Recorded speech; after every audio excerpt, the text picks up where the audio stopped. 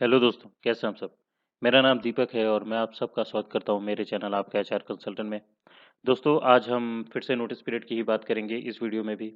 लेकिन इस वीडियो में नोटिस पीरियड को लेके दूसरा टॉपिक है। आज हम लोग बात करेंगे कि आप लोग कंपनी में नोटिस पीरियड कैसे दे सकते हैं। अब ये नोटिस पीरियड कब दिया जाता है, इसको हम लोग सबसे पहले समझ लेते हैं। नोटिस पीरियड जब दिया जाता है, जब आप किसी का सिलेक्शन जो है किसी दूसरी कंपनी में हो गया होता है। अब जैसे ही आपका सिलेक्शन किसी दूसरी कंपनी में हो गया, तब आप अपने साइड से जो है कंपनी को नोटिस पीरियड दे सकते हैं कि देखिए मेरा जो नोटिस पीरियड का ड्यूरेशन है वो इतना है और मैं अपना नोटिस पीरियड दे रहा हूँ, मैं इतने दिन के बाद जो है कंपनी छोड़ दूंगा। ठीक है, तो ये बेसिकली नोटिस पीरियड होता है जो आप कंपनी को देते हैं।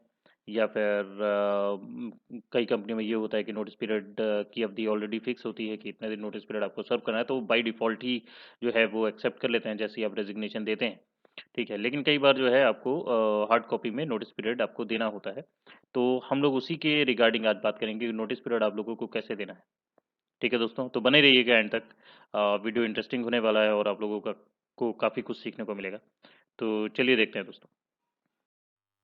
यहाँ पे मैंने 6 स्टेप्स बताए हैं। इन 6 स्टेप्स को फॉलो करके ही आप अपना नोटिस पीरियड कंपनी को दे सकते हैं।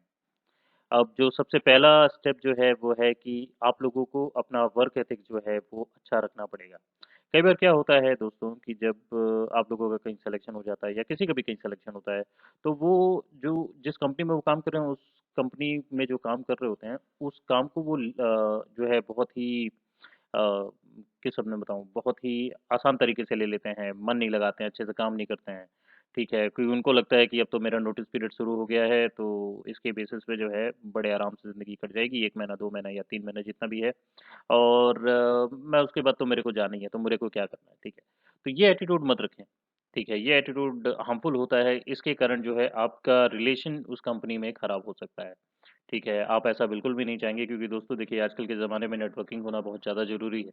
ठीक है, अगर आप लोगों को सफल होना है, तो अपना रिलेशन कहीं भी मत खराब कीजिए। अगर आपने नोटिस पीरियड दे दिया है, आपको नोटिस पीरियड सर्व करना है, तो अपना रिलेशन जो है वो अच्छा बना के रखें। तो कंटिन्यू गुड वर्क एथिक्स, तो अपना वर्क एथिक्स जो है अच्छा बना के रखें। जो भी आपको काम मिलता है, मन लगा के करें, जैसे पहले कर रहे थे, अभी अभी भी कंटिन्यू करें।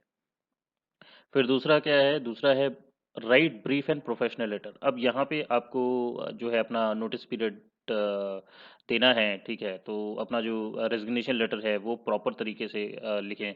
ठीक है, और प्रॉपर तरीके से लिख के उनको जमा कर दें। और या फिर आपको नोटिस पीरियड लेटर भी लिखना होता है, तो उसमें जो है प्रॉपर छोटा, बहुत ज़्यादा लेंदी नहीं, ब्रीफ और प्रोफेशनल लेटर लिखें। मैं आगे बताऊंगा कि कैसे लिखना है। ठीक है, स्टेप बाय स्टेप मैं पूरा बताऊंगा। अब अगले स्लाइड में जो है टेम्पलेट डाला हुआ है मैंने, तो उसको मैं एक एक करके आपको एक्सप्लेन करूंगा। फिर अगला आता है बी ग्रेटफुल एंड पॉजिटिव। आप लोगों को कंपनी, जिस कंपनी में आपने अभी तक काम किया है, ठीक है, उनके प्रति काफ़ी ग्रेटफुल होना चाहिए। और you have to be positive regarding कि जो उन्होंने जो है आप लोगों को अपॉर्चुनिटी दी ग्रो करने के लिए और वहाँ पे आप अभी तक काम किए हैं। ठीक है, तो उनके प्रति ग्रेटफुल रहें और अपने अप्रोच को लेके पॉजिटिव हमेशा रहें। फिर अगला आता है inform your employ in person. अगर आप छोड़ के जा रहे हैं तो अपने एम्प्लॉय को इन पर्सन जाके बताएं। मतलब यहाँ पे एम्प्लॉय का मेरा मतलब है अपने टीम लीडर को बताएं, अपने मैनेजर को या एचआर को जो है इन पर्सन जाके इन्फॉर्म करें कि देखिए मेरे को यहाँ से ऑफर हो गया है। अब ये ऑफर होने के बाद जो है मैं डिसाइड कर चुका हूँ कि मुझे छोड़ना है, तो मुझे नोटिस पीरियड सर्व करना है या मुझे मुझे कंपनी को नोटिस पीरियड देना है। ठीक है, तो ये इन पर्सन जाके बताएं। ठीक है, कि किसी और के थ्रू उनको पता नहीं लगना चाहिए। आप लोगों को डायरेक्टली जाके जो है बता सकते हैं, वो लोग भी समझेंगे कि देखिए आपको कहीं से ऑफर हो गया है। ठीक है, तो उसके रिगार्डिंग जो है फिर आपको अगला ऑफर होता है वो है काउंटर ऑफर। आप काउंटर ऑफर एक्सपेक्ट कर सकते हैं अगर आपने कंपनी में बहुत अच्छा काम किया है। तो देखिए यहाँ पे क्या होता है कि कोई भी कंपनी किसी भी एम्प्लॉयर को जो है ऐसे ही जाने नहीं देती, क्योंकि एम्प्लॉय के पीछे बहुत सारे पैसे लगते हैं, क्योंकि ट्रेनिंग आपको दी जाती है। फिर आप बहुत सारे प्रोजेक्ट में काम कर चुके होते हैं। अब जब वो दूसरा बंदा हायर करने जाएंगे ना, तो उनको बहुत सारे खर्चे पड़ जाते हैं। हायरिंग का खर्चा अलग होता है, ट्रेनिंग का खर्चा अलग पड़ता है। ठीक है, तो बहुत ज़्यादा महंगा हो जाता है। तो वो इसलिए यही अच्छा समझते हैं कि अगर कोई रिसोर्स है जो कि बहुत अच्छा परफॉर्म कर रहा है, अच्छा काम किया है उसने, तो उसको वो वापस से अपनी कंपनी में रख लें काउंटर ऑफर देके। तो आप काउंटर ऑफर एक्सपेक्ट कर सकते हैं कंपनी से। ठीक है, तो इस चीज़ को दिमाग में ज़रूर रखें कि आपके पास काउंटर ऑफर आने वाला है। अगर काउंटर ऑफर आता है, आप लोगों को पसंद आता है वो काउंटर ऑफर, तो आप उसको एक्सेप्ट कर सकते हैं या फिर रिजेक्ट भी कर सकते हैं, वो आपके ऊपर डिपेंड करता है। ठीक है, तो ये एक स्टेप होता है। फिर अगला है हमेशा कॉन्फिडेंट बने रहें। ठीक है, आपको अपना जो होप है वो नहीं छोड़ना है कि आपका जो है आप इस कंपनी से जा रहे हैं तो डिमोरलाइज़ हो जाएँ, ऐसा कुछ नहीं है। आप जितने भी समय आपका नोटिस पीरियड वहाँ चल रहा है, उस समय के लिए आप कंपनी के एम्प्लॉयी हैं। तो जैसे पहले भी ट्रीट होता था, आप लोगों को जैसे कंपनी ट्रीट करती थी, अभी भी वैसे ही ट्रीट करेगी। तो हमेशा कॉन्फिडेंट बने रहें। ठीक है दोस्तों? तो ये कुछ 6 स्टेप्स थे दोस्तों, जो आप लोगों को दिमाग में रखने हैं जब आप नोटिस पीरियड कंपनी को देते हैं तो। अब अगले स्लाइड में जाते हैं और जानते हैं कि क्या टेम्पलेट है, किस हिसाब से जो है, क्या-क्या चीज़ें लिखनी चाहिए अगर आप नोटिस पीरियड कंपनी को दे रहे हैं तो। चलिए चलते हैं दोस्तों। यहाँ पे मैंने टेम्पलेट प्रॉपर बना के डाला हुआ है। इसमें प्रॉपर चीज़ें मैंने समझाई कि क्या-क्या चीज़ें कैसे-कैसे करके कैसे सिंक्रोनाइज़ बराबर तरीके से आएँगी। ठीक है? तो जो सबसे पहला है वो है एप्लीकेंट्स इन्फॉर्मेशन। ठीक है, तो यहाँ पे आपका इन्फॉर्मेशन आपको देना है। ठीक है, आपका नाम सबसे पहले आपको डालना है, पूरा नाम। ठीक है, फिर उसके बाद एड्रेस आपको डालना है, जो आपका करंट एड्रेस है, जहाँ पे आप रिसाइड करते हैं, जहाँ पे आप रहते हैं। ठीक है, तो वो आपको पूरा एड्रेस डालना है। फिर उसके बाद जिस भी जगह आप रहते हैं तो उसका पिन कोड डाल दें और लास्ट में जो है अपना पर्सनल ईमेल आईडी डाल दें। यहाँ ऑफिशियल ईमेल आईडी नहीं होगा, यहाँ पर्सनल ईमेल आईडी होगा, इस चीज़ को ध्यान रखिएगा। ठीक है, तो यहाँ पर्सनल ईमेल आईडी डाल दें। तो ये तो हो गया पहला स्टेप। ये स्टेप में आपका एप्लीकेंट्स की जो पर्सनल इन्फॉर्मेशन होती है वो जाती है। फिर अगला आता है डेट। तो यहाँ सेकंड पॉइंट में आपको डेट मेंशन करना है, जिस भी दिन आप जो है नोटिस पीरियड दे रहे हैं तो वो डेट आप मेंशन कर दें। फिर अगला आता है रेसिपिएंट्स इन्फॉर्मेशन। अब यहाँ पे कंपनी की इन्फॉर्मेशन आएगी, जिस कंपनी में आप काम कर रहे हैं, है ना?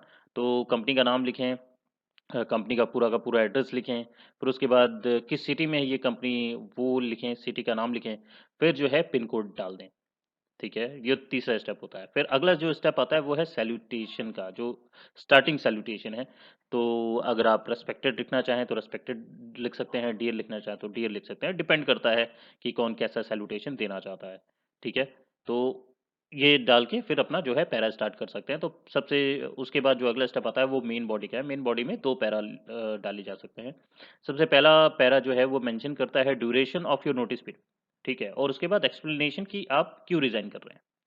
तो यहाँ पे आपको प्रॉपर तरीके से बताना है कि आप कितने दिन का आपका नोटिस पीरियड होगा, जो कि आपके ऑफर लेटर या अपॉइंटमेंट लेटर में ऑलरेडी मेंशन होगा। तो उस चीज़ को यहाँ पे मेंशन कर दें कि आज की डेट से, क्योंकि डेट आप डाल ही रहे हैं तो इतने दिन से 1 महीने का नोटिस पीरियड, 2 महीने का डिपेंड करता है, जितने भी दिन का है, तो वो आप मेंशन कर दें। और साथ में रीज़न रीज़न जो है प्रॉपर बता दें कि क्या रीज़न है, किस कारण से जो है आप कंपनी छोड़ रहे हैं, किस कारण से आप नोटिस पीरियड दे रहे हैं। फिर अगला पैराग्राफ जो है पैरा 2 में, उसमें आपको देना है अपने एक्सपीरियंस के बारे में कि कंपनी में आपका एक्सपीरियंस क्या रहा, कैसा रहा और आप कितने ग्रेटफुल हैं कंपनी में, जो आपको अपॉर्च्युनिटी मिली, जो आपको सीखने को मिला, उसके प्रति आप कितने ग्रेटफुल हैं। तो ये आपको जो है सेकंड पैरा में बताना है। फिर लास्ट में आता है फिर जो अगला आएगा छठवां पॉइंट है वो क्लोजिंग सैल्यूटेशन। उसके बाद क्लोजिंग सैल्यूटेशन देना होता है। तो सिंसियरली भी दे सकते हैं आप, रिगार्ड्स भी दे सकते हैं, डिपेंड करता है कि कौन क्या यूज़ करता है। फिर सातवें में पॉइंट में आता है कि आपका सिग्नेचर जो है, क्योंकि ये हार्ड कॉपी भी देना होगा, तो यहाँ पे सिग्नेचर आपके रहेंगे और फिर लास्ट में आपका नाम रहेगा, एप्लीकेंट्स नेम रहेगा, लास्ट में नाम होगा। तो ये एक प्रॉपर फॉर्मेट होता है दोस्तों नोटिस पीरियड टेम्पलेट का। ठीक है, इसके द्वारा ही जो है आप नोटिस पीरियड अपनी कंपनी को दे सकते हैं और आशा करता हूँ कि ये टेम्पलेट आप लोगों को बहुत हेल्प करेगा आगे कंपनियों में नोटिस पीरियड देने के लिए। ठीक है दोस्तों, इतना ही था दोस्तों। आशा करता हूँ आप लोगों को आज का वीडियो पसंद आया होगा। अगर पसंद आया है तो ज़्यादा से ज़्यादा लाइक करें और ज़्यादा से ज़्यादा अपने दोस्तों के साथ शेयर करें जिनको इसके बारे में आइडिया नहीं है। और चैनल को सब्सक्राइब करना बिल्कुल ना भूलें, क्योंकि मैं ऐसे ही कंटेंट जो है लेके आता हूँ। ये है कि अभी फ्रिक्वेंसी थोड़ी-सी कम हो गई है, क्योंकि मेरे पास भी काम रहता है दोस्तों, तो थोड़ी-सी फ्रिक्वेंसी कम हो गई है, लेकिन मैं कोशिश करता हूँ कि हर हफ्ते जो है 2 वीडियो कम से कम आप लोगों के लिए लेके आ पाऊँ। तो अगर वीडियो पसंद आया है तो कमेंट में भी मेरे को बता दें कि आप लोगों को वीडियो अच्छा लगा। अगर किसी और एचआर टॉपिक के बारे में आप लोग वीडियो देखना चाहते हैं तो उसके बारे में भी कमेंट करके बताएं, तो मैं उसके बारे में भी रिसर्च करके आप लोगों के लिए वीडियो बना के लेके आऊँगा। तो अगले वीडियो तक के लिए अपना ख्याल रखें दोस्तों। मैं मिलता हूँ आप लोगों से अगले वीडियो में। धन्यवाद।